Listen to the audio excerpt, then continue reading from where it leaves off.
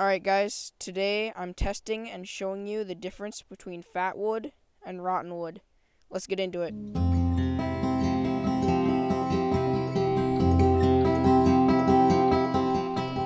Okay, so first of all, what is fat wood? Fat wood is made up of two things. It's obviously wood and pine resin. Um, and it forms when a pine tree dies, falls over, and all the sap runs down the tree and into the branches or the stump. Now this one I'm gonna show you. I'm gonna cut off a chunk of this branch, and I'll show you how it's built up in the bottom of the branch. And then I'm gonna get a chunk of rotten wood and show you the differences and tell you the differences.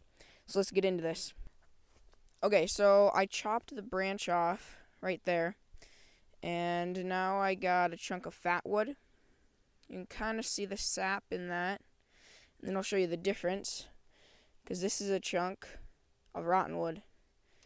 Now you can see that it's very breakable, moist, rotten, and then this is very strong, and this is from the same exact tree.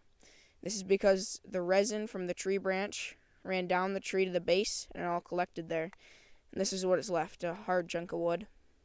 And then what doesn't have the pine resin, what the pine resin ran out of, is all rotten now. Fat wood does not form on every tree. It only forms on pine trees because other trees don't have as thick of a sap.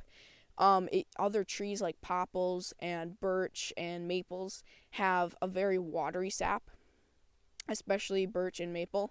That doesn't solidify at the base, and that's why it doesn't form in any other trees besides pines. And fat wood is a very good wood on keeping something burning. So if this is to start a fire, keep a fire going, or whatever it is, very useful. Now, rotten wood is a kind of wood that's sat out in the rain for a while. It depends on how dense the tree is, if it's an oak or if it's a popple. It depends on how long it takes to rot. Pine usually rots in a pretty short amount of time. So I'm going to light these and show you the differences. Water broke this down very easily, and weather. And then this one didn't break down because of that pine sap in there. This is the fat wood. So you can see that keeps burning. I'm putting this out right away.